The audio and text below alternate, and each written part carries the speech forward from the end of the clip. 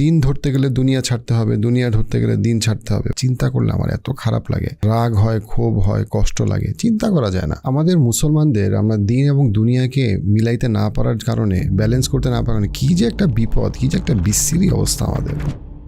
1200 বছর আগে মরক্কোর ফেসে ইউনিভার্সিটি অফ কারারিউন স্ট্যাবলিশ করেন একজন ফাতেমা আল ফিহরি নামের একজন মুসলিম ভদ্রমহিলা, যেটা পৃথিবীর one of the oldest university এবং মহিলাদের সবচেয়ে বড় ইউনিভার্সিটির একটা। সেই সময় তারও 300 বছর পর, মানে যেই সময়ে মুসলিম বিশ্বে এত বড় একটা ইউনিভার্সিটি একজন ভদ্রমহিলা, মুসলিম ভদ্রমহিলা স্ট্যাবলিশ করেন, যেটা অরিজিনালি মসজিদ ছিল, পরবর্তীতে এটাকে ইউনিভার্সিটি করা হয়। খুবই ইম্পর্টেন্ট, একটা মসজিদকে ইউনিভার্সিটিতে রূপান্তরিত, মহিলা ইউনিভার্সিটিতে রূপান্তরিত করার মতো দূরদৃষ্টি তাদের ছিল। এবং তারও আপনার 300 বছর পরে ইউরোপে, বর্তমান ইউরোপে, সেই সময়ে আমি বলতেছি 1100, 1200, সেই সময়ে ইউরোপে মহিলাদের জন্য পড়াশোনা করা আইনগতভাবে নিষেধ ছিল। যেই সময় একটা এত বড় একটা মহিলা ইউনিভার্সিটি মসজিদকে কনভার্ট করে মহিলা ইউনিভার্সিটি তৈরি করছে মুসলমানরা, এবং ওইটা তারা ইসলাম থেকে সেই দীক্ষা শিক্ষা পাইছে। খেয়াল করেন, রাসূলুল্লাহ সাল্লাল্লাহু আলাইহি ওয়াসাল্লাম যখন আসছিল আমাদের নবী, তখন কিন্তু মহিলাদেরকে কবর দেওয়া হইতো, কারণ তারা নারী। সেইখান থেকে তারা নারীদের এবং মুসলিমদের জন্য এত অবিশ্বাস্য রকম দিন এবং দুনিয়ার ব্যালেন্স তারা পাইল, উজ্জীবনী শক্তি তারা পাইল, যে তারা এমন একটা ইউনিভার্সিটি তারা স্ট্যাবলিশ করার চিন্তা করছে, এবং তারা স্ট্যাবলিশ করছে। সেই ইউনিভার্সিটি এখনও আছে, এখনও সেটা ওয়ান অফ দ্য লার্জেস্ট মানে মেয়েদের university and one of the oldest. কিন্তু সেই সময় মুসলমানরা এতটা প্রোগ্রেস করতে পারছে দিন এবং দুনিয়াকে দুইটাকেই রেখে, তারও 200-300 বছর পরেও তখনও ইউরোপে মানে ইউনিভার্সিটি হয়েছে মুসলিমদের মরক্কোতে, তার 300 বছর পরেও ইউরোপে সেই সময়েও নারীদের পড়াশোনা করার অধিকার নাই। তার প্রায় 400 বছর পরে 1200-1200 সালের পরে গিয়ে ইউরোপে নারীরা পড়াশোনা করা শুরু করছে, পড়াশোনা করার পারমিশন পাইছে। তার আগে তাদের পড়াশোনা করার কোনো রাইট ছিল না বা কোনো প্রয়োজন মনে করা হইতো না। সেই মুসলমানরা আজকে আমাদের কি হইল? কারণ আমরা মনে করি আমি যেহেতু ধার্মিক আমার কোনো অ্যাম্বিশন থাকা উচিত না, আমি যেহেতু ধার্মিক আমার কোনো প্যাশন থাকা উচিত না, আমি যেহেতু ধার্মিক আমার তো তাহলে এমনভাবে লাইফ লিড করা উচিত অ্যাজ ইফ আমি পৃথিবীতে এক্সিস্টই করি না। এবং আমরা এই হাদিসগুলোতে বলা হয়েছে যে তুমি তো এই পৃথিবীতে শুধুমাত্র একটা পথচারীর মতো, যে পথচারী একটা গাছের নিচে কিছুক্ষণ ছায়ায় বসে আছে, তারপরে সে মানে উঠে অন্যদিকে চলে গেল। অথবা যে হাদিসগুলোতে বলা হয়েছে যে দরিদ্রদের হিসাব সহজ হবে কিয়ামতের দিন, এই ধরনের যে এই হাদিসগুলা থেকে আমরা যেটা বুঝি, যে অনেকে যেটা বুঝে সেটা হচ্ছে কি আমাদেরকে আসলে পৃথিবীতে যত সম্ভব কিছুই না করার কথা বলা হয়েছে, পৃথিবীতে কিছুই করবা না।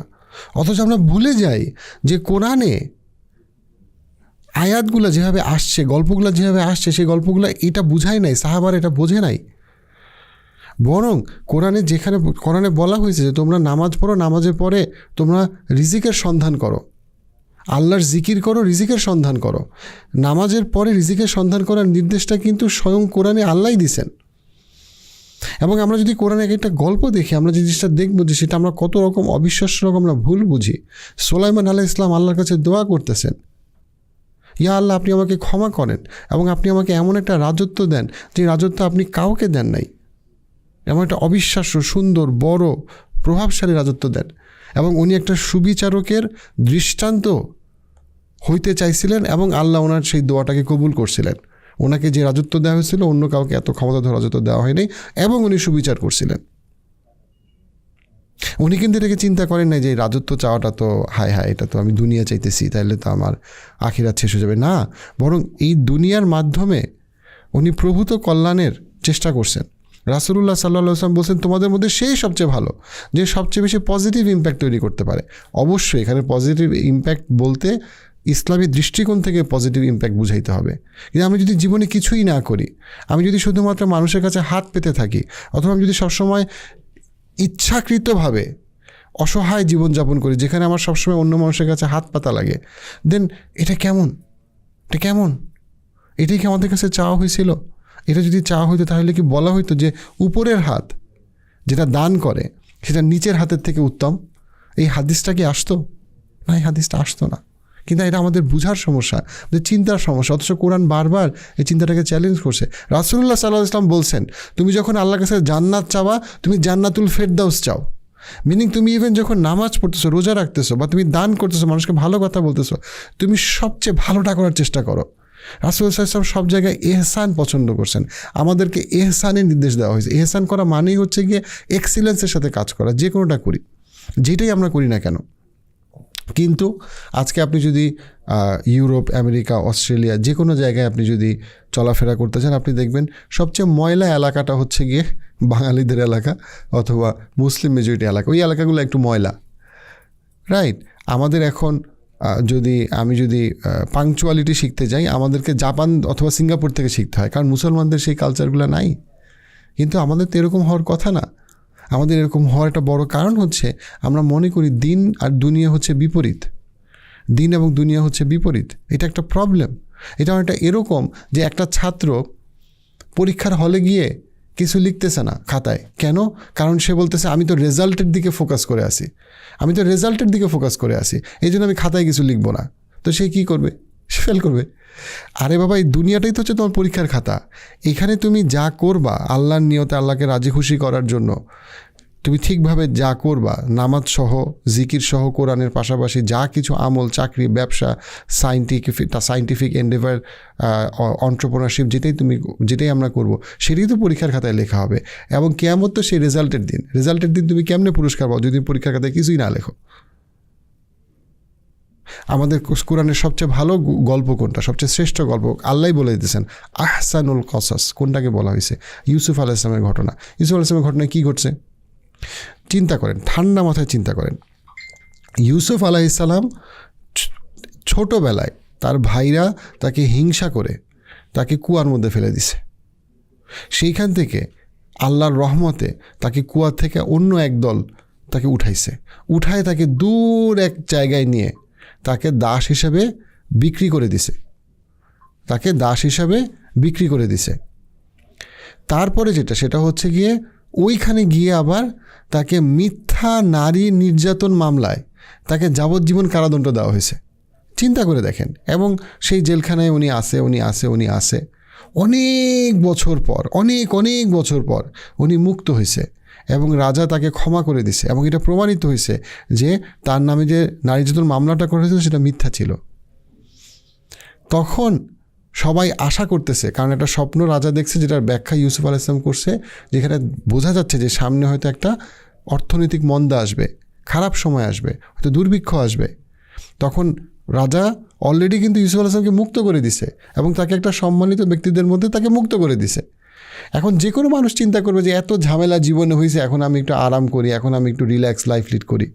কিন্তু যখন রাজা তার সবাইকে নিয়ে আলাপ করতেছে যে সামনে তো দুর্ভিক্ষ আসবে, এখন আমরা কি করতে পারি, তখন ইউসুফ আলাইহিস সালাম, কোরআনের আয়াত এবং হাদিসের ব্যাখ্যা, ইউসুফ আলাইহিস সালাম বলতেছে আমাকে যদি আপনি খাদ্যমন্ত্রী এবং স্বরাষ্ট্র মন্ত্রণালয়ের দায়িত্বটা দেন, তাহলে আমি এটা ভালো কিছু হবে বা ভালো কিছু করা সম্ভব হবে।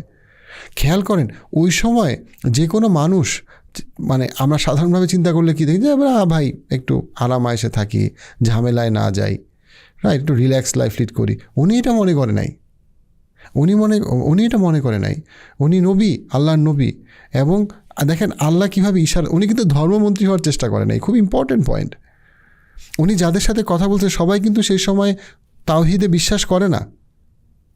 উনি যাদের সাথে কথা বলতেছে, কিন্তু একটা ইকোনমিক ক্রাইসিসে উনি এই ইকোনমিটাকে শক্তভাবে হ্যান্ডেল করার জন্য উনি নিজেকে পেশ করছেন। উনি অবশ্যই হরতাল ডাকে নাই, লং মার্চ ডাকে নাই, যুদ্ধ করে নাই, কারোর সাথে মারামারি গালাগালি করে নাই। উনি নিজেকে পেশ করছে রাজার সামনে। দেখেন, যদি ইসলাম অ্যাম্বিশন এবং প্যাশনের বিরুদ্ধে হইতো, তাহলে কি গল্পগুলোকে আহসানুল কসাস বলা হইতো, কোরআনে আসতো? কি অদ্ভুত বিষয়। একজন মুসলমান প্রতি শুক্রবারে আমাদেরকে যেহেতু উৎসাহিত করা হয়েছে সূরা কাহাফ পড়তে, সে প্রতি শুক্রবারে সূরা কাহাফ পড়ে। সে কিছুই বুঝে না, সে কখনো ব্যাখ্যা অনুবাদ কিচ্ছু পড়ে নাই। সে কোনো টিচারের কাছে সূরা কাহাফ পড়ে নাই। সূরা কাহাফ পড়ার পরে শেষ করে সে চিন্তা করে চাকরিতে আর যাব না, অনেক তো দুনিয়া করলাম, পড়াশোনা আর করবো না, কত আর দুনিয়া, আর কিছুই করব না, আমি একদম মানে নিজের মতো থাকবো, কারোর সাথে মিশবো না, খুব বেশি কথাবার্তাও বলবো না, মানুষের সাথে ইন্টারাকশনে যাব না, এই দুনিয়া ছেড়ে দিব। অথচ সূরা কাহাফের শেষ গল্পটা কি? সূরা কাহাফের শেষ গল্পটা কি? যে অনেকগুলা গল্প সূরা কাহাফে। সূরা কাহাফের শেষ গল্পটা হচ্ছে গিয়ে জুলকারনাইনের গল্প। জুলকারনাইন কে ছিল? তার রাজত্ব এত বড় ছিল। ওয়াসআলুনাকা আন যিল করনাইন কুল সাতলু আলাইকুম মিনহু যিকরা, এখান থেকে শুরু হয়েছে গল্পটা। এবং তারপরে বলা হচ্ছে ইন্না মাকান, বলা হইতেছে যে সে যেই দিগন্তের দিকে যাচ্ছে, যেদিকে সূর্য উঠে এবং তারপরে যেদিকে সূর্য অস্ত যায়, পুরা জায়গাটাতেই তার রাজত্ব বিস্তৃত এবং সে সুবিচার করতেছে। জুলকারনাইনের কোন বিষয়? তার বিশাল সুবিশাল রাজত্ব, এই সুবিচার রাজত্বতে সে সুবিচার করতেছে, এইটাই তো তার বৈশিষ্ট্য, এইটাকেই তো প্রশংসা করা হইতেছে।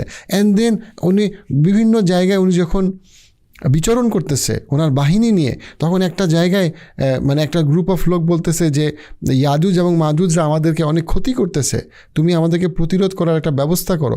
এবং ওরা বলতেছে যে এই যে কিছু পুরস্কার নাও, কিছু উপঢৌকন নাও, কিছু গিফট, টাকা পয়সা, মানে ওই সময়ের মুদ্রা বা যা কিছু নাও, মানে এটার বিনিময় হলে তুমি করে দাও। এবং জুলকারনাইন বলতেছে না, তোমাদের এটা আমার লাগবে না, কারণ আমার আলহামদুলিল্লাহ আল্লাহ আমাকে অনেক দিছে। অর্থাৎ জুলকারনাইন লোভী ছিল না, জুলকারনাইন কাউকে কলোনাইজ করতে যায় নাই। খুব ইম্পর্টেন্ট পয়েন্ট, উনি কলোনাইজ করে নাই কাউকে, রাইট? উনি জোরপূর্বক কারো ক্ষমতা নেয় নাই, ওনার ওই মানসিকতা ছিল না, এটা এখানে বোঝানো হইতেছে। বরং উনি বলছে তুমিও আসো, তোমরাও আসো, আমরাও আসি, আমরা সবাই মিলে একটা বিরাট ড্যাম তৈরি করি, বিশাল একটা ড্যাম তৈরি করি। অর্থাৎ এখানে প্রযুক্তির ব্যবহারকে আনা হয়েছে।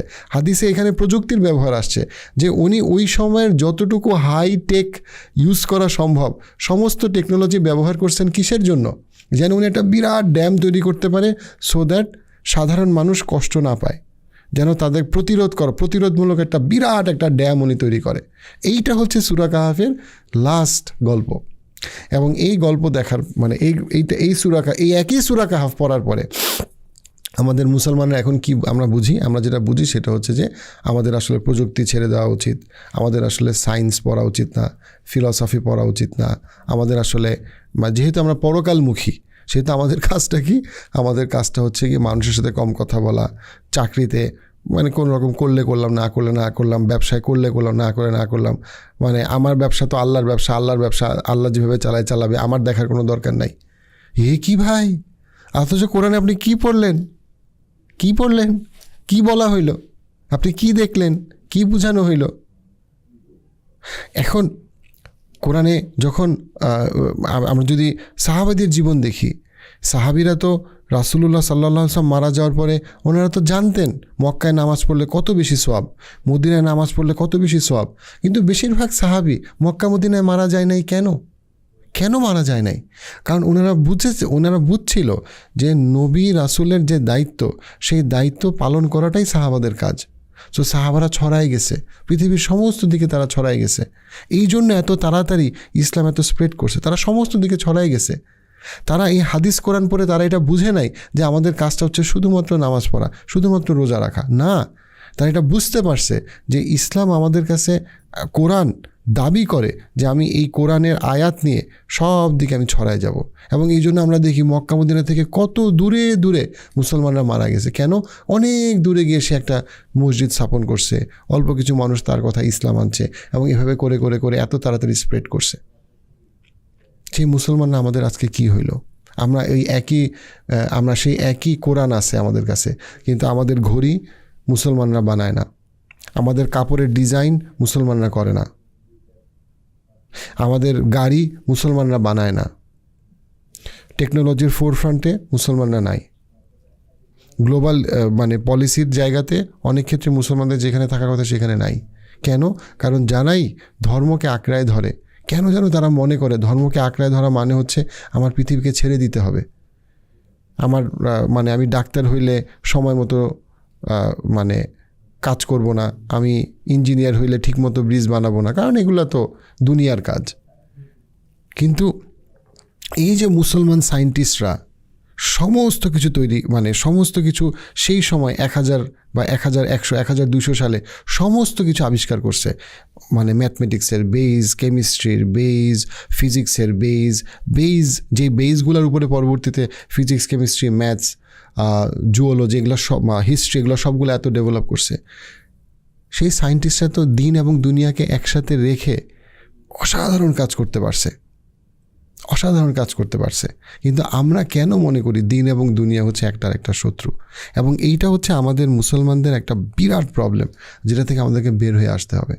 আমাদেরকে বুঝতে হবে যে কোরআন একদিকে যেমন আমাদেরকে পরকালমুখী হওয়ার কথা বলে, অ্যাট দ্য সেম টাইম কোরআন আমাদেরকে পৃথিবীতে এহসানের কথা বলে, এহসানের নির্দেশ দেয়। আমরা যাই করি, আমার ক্যারিয়ার, আমার সম্পর্ক, আমার নামাজ, প্রত্যেকটা জায়গাতে ইসলাম আমার কাছে এক্সিলেন্স দাবি করে। সেই এক্সিলেন্সের জায়গাটা আমাদেরকে সবসময় মাথায় রাখতে হবে।